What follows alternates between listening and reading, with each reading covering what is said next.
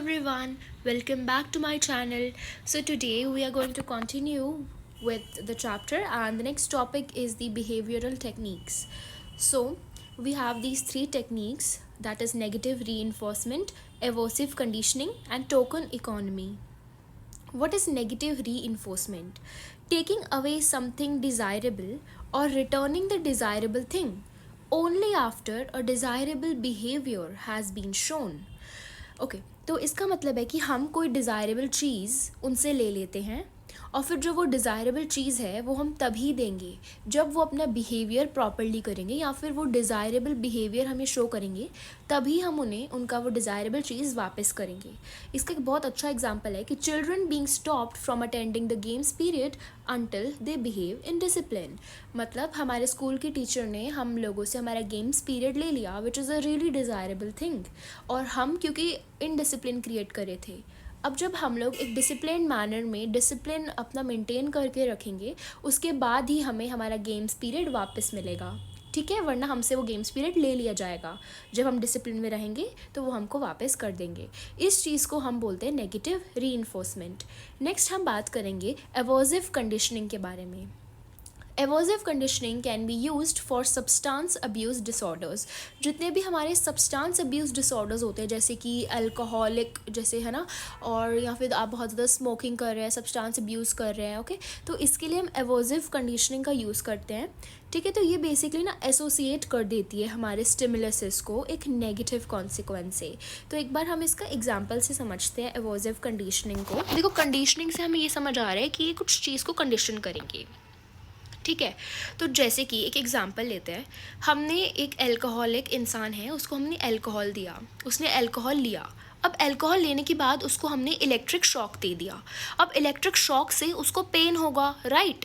तो हम बार बार ऐसे ही करते गए कि हमने उसको अगले दिन भी अल्कोहल दिया, फिर अल्कोहल देने के तुरंत बाद हमने उसको एक इलेक्ट्रिक शॉक दे दिया, फिर उसको पेन हुआ बहुत ज़्यादा. अब ऐसे करते करते उस इंसान के दिमाग में एक चीज़ बैठ जाएगी कि जब भी वो अल्कोहल कंज्यूम करता है उसके बाद उसको एक पेन फील होता है, क्योंकि उसको इलेक्ट्रिक शॉक मिलता है. तो इसी के चलते चलते कॉन्टीन्यूसली हमने एसोसिएट कर दिया उस अल्कोहल को with the shock, so that the person feels disgusted by the alcohol smell. तो इसी के चलते चलते जो वो इंसान है ना, वो बहुत ज़्यादा डिस्गस्टिंग फील करने लगा है अल्कोहल के प्रति, क्योंकि उसको पता है कि अगर मैं अल्कोहल कंज्यूम करेगा तो मुझे इलेक्ट्रिक शॉक भी लगेगा. ठीक है, इसको हम बोलते हैं अवर्सिव कंडीशनिंग. अब नेक्स्ट हम बात करेंगे टोकन इकोनॉमी की. तो टोकन इकोनॉमी को हम यूज़ करते हैं for the treatment of ADHD and autism. अब जो ये ADHD और ऑटिज़म है ना, ये डिसऑर्डर्स है हमारा. ठीक है, अब ये डिसऑर्डर्स हम चैप्टर नंबर 4 में अच्छे से मैं आपको कवर करवाऊंगी. जो नेक्स्ट चैप्टर हम इसके बाद डिसऑर्डर्स वाला ही करेंगे. ठीक है, अभी हम इतना देख लेते हैं कि टोकन इकोनॉमी को हम ऑटिज़म और ADHD को ठीक करने के लिए, ट्रीट करने के लिए यूज़ करते हैं. अब टोकन इकोनॉमी में क्या होता है ये देखो. So the main reward is broken up into the parts so that the person can learn the self control and the delay in satisfaction of his needs. ठीक है, अब इसमें क्या होता है, जैसे कि हमारा कोई बच्चा है, ठीक है, और उस बच्चे को हमारा ADHD है. ठीक है, अब ADHD में क्या होता है कि वो इंसान ना बहुत ज़्यादा हाइपर एक्टिव होता है और वो एक जगह ना बैठ नहीं सकता पेशेंस के साथ. मतलब उसके अंदर ना एक इम्पल्सिविटी होती है कि उसको बार बार कुछ कुछ करना है. या तो वो बार बार अपनी क्लासरूम में बैठा है वो, और बार बार अपनी सीट से उठ के भाग रहा है, या फिर बार बार कोई ऐसी चीज़ें कर रहा है जो कि अनडिज़ायरेबल है. ठीक है, वो बच्चा ADHD से सफ़र हो रहा है. अब उसको हम ठीक करने के लिए टोकन इकोनॉमी में क्या करेंगे, हम उसको बताएंगे बच्चे को कि अगर आप अपनी सीट पे बैठे और आपने आराम से पढ़ाई करी तो हम आपको एक टोकन देंगे. ठीक है, अब ना मैं आपको एक फ़ोटो भी दिखाती हूँ यहाँ पे कि टोकन बोर्ड बनता है हमारा, तो वो कैसा होता है. तो अब हमने उस बच्चे को अपना वो टोकन दिया, क्योंकि वो एक बार अपनी सीट पे आराम से बैठ के उसने पढ़ाई करी, तो उसको एक टोकन मिल गया. ठीक है, वो उसका एक रिवॉर्ड हुआ कि उसने ऐसा काम किया. अब हम उस बच्चे को दोबारा ऐसा बोलेंगे कि दोबारा आप बैठो. फिर जब वो दोबारा अपना वो बैठा, उसको फिर दोबारा एक टोकन मिला, तो वो ना बार बार उसके अच्छे अच्छे डिज़ायरेबल बिहेवियर पे कि वो अच्छे से बैठ के पढ़ रहा है, उस चीज़ के लिए उसको हम बार बार टोकन देंगे. ठीक है, और वो अपना टोकन कलेक्ट करेगा. जैसे कि हमने कंडीशन रखी थी उसके लिए कि जब आपके पास पूरे 5 टोकन हो जाएं तो उसके बाद हम आपको ये रिवॉर्ड देंगे. ठीक है, जैसे उस बच्चे ने 5 बारी अच्छे से बिहेव किया कि वो 5 बारी अलग अलग इंडिविजुअल टाइम पे वो 5 बारी बैठा और उसने अपना अटेंशन से अपना लेसन पढ़ा, ठीक है। उसको 5 बारी टोकन मिला तो उसके 5 टोकन कलेक्ट हो गए। अब वो 5 टोकन जब कलेक्ट हो गए तो उसके बाद उसको एक रिवॉर्ड मिलेगा, जैसे कि 5 टोकन के बाद मे बी उसको हम उसका कोई चॉकलेट दें, ठीक है। तो इस चीज़ से ना ये जो बच्चा है वो सेल्फ कंट्रोल सीखेगा और delay in satisfaction of his needs सीखेगा। तो इसी को हम टोकन इकोनॉमी कहते हैं कि बार बार हम उसका डिज़ायरेबल बिहेवियर करवा रहे हैं उसको टोकन देके, जिस टोकन्स को वो कलेक्ट करेगा तो उसके बाद उसको एक रिवॉर्ड मिल जाएगा उसका, ठीक है।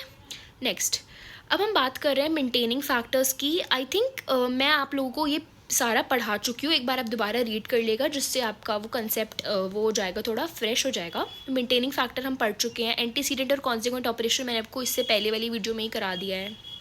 अब हम ना एग्जाम्पल लेते हैं टोकन इकोनॉमी का, जो मैंने आपको समझा ही दिया है, बट हम दोबारा एक एग्जाम्पल ये समझते हैं। A child with ADHD needs to be taught how to sit at his table in the class. एक चाइल्ड है जिसको ADHD है और उसको हमें सिखाना है कि क्लास में कैसे बैठते हैं। To reduce his hyper active symptom, तो जिससे उसका वो हाइपर एक्टिविटी वाला सिम्टम कम हो जाए। So for every 5 minute the child sits at his desk and he is given a token. अब जितने वो 5 मिनट लिए अपने डेस्क पे बैठा तो उसको हमने एक टोकन दिया। Once he collects the 10 tokens, मैंने 5 को एग्जाम्पल दिया था, आप 10 का ले लीजिए यहाँ पे। तो जब उसके पास वो 10 टोकन्स कलेक्ट हो गए, he is allowed to exchange it for a reward he desires, जैसे कि गोइंग आउट टू प्ले। तो अब जब उसके 10 टोकन हो गए तो फिर उसको हमने अलाउ कर दिया, उसको रिवॉर्ड मिल गया कि वो खेलने जा सकता है, ठीक है।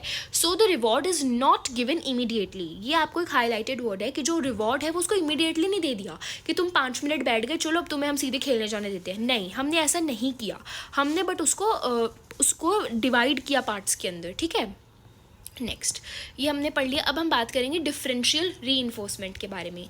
तो ये भी बहुत इजी टॉपिक है। डिफरेंशियल रीइंफोर्समेंट में क्या होता है कि this includes giving both the positive reinforcement and the negative reinforcement in the same time. देखो, डिफरेंशियल रीइंफोर्समेंट में हम लोग क्या करेंगे, हम उसको पॉजिटिव रीइंफोर्समेंट भी देंगे और नेगेटिव भी देंगे, दोनों ही सेम टाइप पे देंगे, ठीक है। इसमें अगर एक बच्चा है वो वांटेड बिहेवियर कर रहा है, मतलब वो अच्छा बिहेवियर कर रहा है, तो उसको हम पॉजिटिव रीइंफोर्समेंट देंगे। बट अगर वो एक अनवांटेड बिहेवियर कर रहा है तो हम उसके अनवांटेड बिहेवियर को हम सीधे के सीधे क्या कर देंगे, इग्नोर कर देंगे, ठीक है। हम उसके अनवांटेड बिहेवियर को इग्नोर करेंगे। जैसे कि हम डिफरेंशियल रीइंफोर्समेंट का एक एग्जांपल लेते हैं कि एक बच्ची है जिसको मूवी देखने जाना है, तो वो जब अपने पेरेंट्स से बोल रही है प्यार से कि मुझे मूवी देखने ले जाओ, तो उसके मम्मी पापा भी उसको ले गए, ठीक है। अब उसके बाद दूसरी बारी वो बच्ची क्या कर रही है कि वो ना रो रही है, वो बहुत ज़्यादा टैंट्रम्स थ्रो कर रही है कि मुझे मूवी देखने जाना है, या फिर वो बहुत ही लाइक अनडिज़ायरेबल बिहेवियर कंडक्ट कर रही है। तो अब उसकी मम्मा ने क्या किया कि उसको इग्नोर करा। उसकी मम्मा ने उसको मारा नहीं या फिर डांटा नहीं, कोई भी नेगेटिव रीइंफोर्समेंट नहीं दिया उसको, जबकि उसको इग्नोर ही करा। तो अब थोड़ी देर के बाद वो खुद ही समझ जाएगी कि अब कोई मेरी बात नहीं मान रहा है, तो वो नहीं करेगी वो। और अगर उसने पोलाइटली पूछा मम्मा से कि हम मूवी देखने जा सकते हैं, तो फिर उसकी मम्मा ने उसको पॉजिटिव रीइंफोर्समेंट दिया। तो यही हमारा डिफरेंशियल रीइंफोर्समेंट का एग्जांपल था और यही होता है ये। This is an important topic, that is the systematic desensitization. Okay, now it is also used for phobias and anxiety. तो सिस्टमैटिक डिसेंसिटाइजेशन को हम यूज़ करते हैं ट्रीटमेंट में हमारे फोबियाज़ के और for the treatment of the anxiety, ठीक है। तो अब मोस्टली हम फोबियाज़ के लिए यूज़ करते हैं और आप लोगों को पता ही होगा कि फोबियाज़ क्या होते हैं। They are some irrational beliefs, okay. तो ओके, लेट्स सी। सबसे पहले हम यहाँ पे एक हायरार्की बनाएंगे, ठीक है। अब देखो, सबसे पहले फियर हायरार्की हमने बनाई है क्योंकि जिस इंसान को हम ठीक कर रहे हैं उसको अराक्नोफोबिया है। And arachnophobia is the fear of spiders, कि हमें स्पाइडर से डर लगता है जिसको, उसको अराक्नोफोबिया है। तो अब सबसे पहले हमने एक फियर हायरार्की बनाई। सबसे नीचे जो आपको ये दिख रहा है, let me use this marker, let's change this color, I think yeah, pink, okay। so सबसे पहले नीचे जो है ये सबसे हायरार्की में सबसे पहले आपको ना सबसे लोएस्ट एंग्जाइटी कॉजिंग वाली चीज़ लिखनी है यहाँ पे, जैसे कि seeing the images of a spider, ठीक है। जब हम सबसे नीचे हमने लिख दिया कि seeing the images of a spider, कि वो स्पाइडर की इमेजेस देखेगा। सबसे पहला स्टेप है कि वो स्पाइडर की कुछ इमेजेस देखेगा। फिर अब उसके ऊपर जाएंगे तो seeing the real spider in a box. उसके बाद इसने एक रियल स्पाइडर को देखा जो कि एक बॉक्स में पड़ा है। अब उसके बाद थोड़ा और एंग्जाइटी कॉजिंग चीज़ लिखेंगे जिसमें कि spider that is crawling on the shirt की स्लीव। अब हमने उस स्पाइडर को उसकी शर्ट की स्लीव पे रख दिया। अब लास्ट जो सबसे टॉप मोस्ट एंग्जाइटी कॉजिंग चीज़ है that is a spider that is crawling on the bare arm. ठीक है, अब ये धीरे धीरे हमने इस हायरार्की को वो किया। ठीक है, धीरे देखिए सबसे नीचे हमने anxiety increases of the client, जैसे कि पिरामिड बना हुआ है तो नीचे से लेके ऊपर तक जब ये जाएंगे हम, ठीक है, जब हम लोग नीचे से ऊपर तक जाएंगे तो एंग्जाइटी इंक्रीज हो जाएगी हमारे इंसान की, और जैसे रिलैक्सेशन भी हम इंक्रीज करते जाएंगे साथ के साथ। देखो सबसे नीचे हमने देखा कि उसने इमेजेस देखी स्पाइडर की, फिर उसने एक रियल स्पाइडर को देखा बॉक्स के अंदर, फिर उसने उस स्पाइडर को उसकी आर्म पे रखा जिस पे वो उसकी स्लीव पे चल रहा है, और सबसे ऊपर मोस्ट एंग्जाइटी कॉजिंग चीज़ क्या रख दी हमने कि वो उसके एकदम बेयर हैंड्स पे, मतलब ऐसे बिल्कुल उसकी स्किन पे ही चल रहा है वो स्पाइडर। ठीक है, तो एंग्जाइटी धीरे धीरे इंक्रीज हो रही है। तो जैसे जैसे एंग्जाइटी इंक्रीज हो रही है उसकी, वैसे वैसे हम ना रिलैक्सेशन को भी इंक्रीज कर देंगे। वो जो थेरेपिस्ट है ना वो हेल्प करेगा हमारे क्लाइंट की रिलैक्सेशन को भी इंक्रीज करने में। तो इसी के साथ साथ हमारा जो फोबिया है वो भी कम होता जाएगा। अब हम इसके कुछ स्टेप्स देख लेते हैं। देखो स्टेप 1 क्या है, a fear hierarchy is created of the anxiety causing stimulus of the client from the least anxiety causing to the highest anxiety causing aspect. सबसे पहले हमने फियर हायरार्की बनाई जो मैंने आपको समझाया कैसे बनाते हैं। फिर फियर हायरार्की बनाने के बाद हमने सबसे लीस्ट एंग्जाइटी कॉजिंग चीज़ सबसे नीचे रखी, फिर उसके बाद धीरे धीरे वो ऊपर हाईएस्ट एंग्जाइटी कॉजिंग एस्पेक्ट को रख दिया। ठीक है, अब स्टेप 2 क्या है हमारा, the client is relaxed at each step of the hierarchy using some relaxation techniques. अब जो क्लाइंट है ना, जब वो हर एक हायरार्की पे जा रहा है, जैसे सबसे पहले उसने इमेज देखी अपने स्पाइडर की, अब जब वो इस इमेज देखने के बाद नेक्स्ट हायरार्की के स्टेप पे जाएगा, जैसे कि रियल स्पाइडर को एक बॉक्स में देखना, तो जो हमारा थेरेपिस्ट है ना वो क्लाइंट की हेल्प करेगा रिलैक्स होने में by using the relaxation techniques. ठीक है, जैसे कि एग्जाम्पल लेते हैं, first the clients anxiety symptoms will be relaxed when he sees the images of the spider. पहले इमेज देख के रिलैक्स हुआ, until he feels relaxed at this stage relaxation will continue. और जो ये रिलैक्सेशन है ना ये तब तक कंटिन्यू रहेगी जब तक वो एकदम परफेक्टली रिलैक्सेशन स्टेट में नहीं आ जाता, और जब तक वो परफेक्टली रिलैक्स नहीं होगा तब तक हम उसको उसके नेक्स्ट स्टेज पे नहीं लेके जाएंगे। ठीक है, जब तक वो अच्छे से रिलैक्स हो जाएगा ना तभी हम उसको अपनी नेक्स्ट स्टेज पे लेके जा सकते हैं। Now, he will be moved on to the next, now where he will see the spider in a box। फिर स्पाइडर को बॉक्स में देखा और so on। तो ऐसे करते करते हर एक स्टेज के साथ हम उसको अच्छे से रिलैक्स करवाएंगे, फिर नेक्स्ट स्टेज पे, फिर रिलैक्स करवाएंगे, फिर नेक्स्ट स्टेज पे। ठीक है, this process of increasing the anxiety and the relaxation at the same time till the client reaches the last stage of the hierarchy continues till he fully relaxed and the phobia is removed entirely. अब ये जो process है, anxiety धीरे धीरे बढ़ा रहे हैं, relaxation भी धीरे धीरे बढ़ा रहे हैं, एक ही साथ टाइम पे एंग्जाइटी भी बढ़ रही है और रिलैक्सेशन भी बढ़ रही है, एंग्जाइटी भी और रिलैक्सेशन भी। अब जो ये दोनों चीज़ें बढ़ रही हैं हमारी, ऐसे करते करते वो क्लाइंट एकदम हाईएस्ट एंग्जाइटी कॉजिंग चीज़ पे भी फुली रिलैक्स हो जाएगा, और इसी के चलते हमारा फोबिया भी रिमूव हो जाएगा। ठीक है, इसको हम बोलते हैं सिस्टमैटिक डिसेंसिटाइजेशन। वो थोड़ा प्रोनाउंसिएशन में तो प्रॉब्लम है, but you know systematic desensitization. Okay, now moving on, step number 3, this technique okay, so this is really important। ये आपसे पूछ सकते हैं कि किस उस पे ये है, कौन से प्रिंसिपल पे बेस्ड है हमारा ये डिसेंसिटाइजेशन। तो this is based on the principle of reciprocal inhibition. ठीक है, किस पे बेस्ड है ये, principle of reciprocal inhibition, principle of reciprocal inhibition. Okay, अब देखिए which says the principle of reciprocal inhibition क्या कहता है, two mutually opposing forces can not exist at the same time and the weaker of the two forces, that is the anxiety, will be overpowered by the stronger force, that is the relaxation। देखो अब हमारा ये क्या कह रहे हैं हमें, to हमारी mutually opposing forces can not exist at the same time. एक ही टाइम पे हमारा एंग्जाइटी और रिलैक्सेशन नहीं रह सकता, क्योंकि एक बहुत ज़्यादा एंग्जाइटी कॉजिंग और रिलैक्सेशन, एंग्जाइटी और रिलैक्सिंग दोनों ऑपोजिट चीज़ें हैं, राइट। तो एंग्जाइटी और रिलैक्सेशन ऑपोजिंग फोर्सेस एक ही टाइम पे एग्जिस्ट नहीं कर सकती।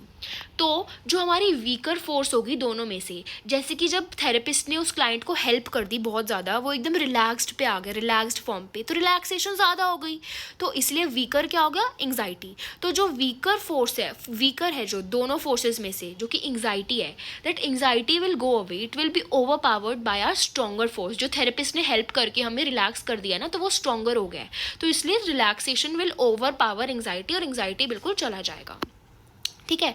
सो in this case, because at each stage जो क्लाइंट है, it experiences anxiety as well as relaxation is being given to him, relaxation भी उसको मिल रही है, therefore he can not feel anxious and relaxed both. So the goal is to make the relaxation stronger so that it overpowers the anxiety.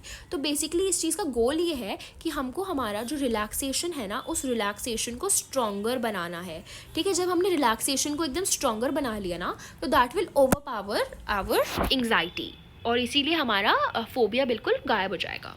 Moving on, next हमारा है that, and ये last है, इसके बाद cognitive therapy शुरू होगा। हमारा behavioural therapy ख़त्म हो जाएगा, फुल टॉपिक NCERT से, हर एक point explained will be over. ठीक है, तो लास्ट हम फटाफट टॉपिक कर लेते हैं, modeling. This is very easy. So the client observes a behavior of a role model and tries to imitate him. Vicarious learning भी कहते हैं, learning by observing the others by rewarding small changes in the behavior. देखो modelling में basically क्या है कि जो हमारा क्लाइंट है, ठीक है, वो जो क्लाइंट है हमारा, वो ऑब्जर्व करेगा किसी रोल मॉडल का बिहेवियर, कि वो कैसे बिहेव कर रहा है वो। तो हमारा client will observe the behaviour of a role model, और फिर जैसा बिहेवियर उस रोल मॉडल का है, हमारा क्लाइंट ट्राई करेगा कि वो उसकी तरह बिहेव करे। ठीक है, विकेरियस लर्निंग में भी क्या है कि हम लर्न कर रहे हैं दूसरों को ऑब्जर्व करके, और जैसे हमारे अंदर जो वो छोटे छोटे चेंजेस आ रहे हैं ना, बाय ऑब्जर्विंग द अदर्स, फिर हम छोटे छोटे चेंजेस को भी हम रिवॉर्ड कर रहे हैं अपने अंदर। ठीक है, this is all what's inside modelling. तो अब हमने मॉडलिंग भी ख़त्म कर लिया है, एंड इसके साथ हमारा बिहेवियरल थेरेपी ख़त्म होता है। I hope you like the video.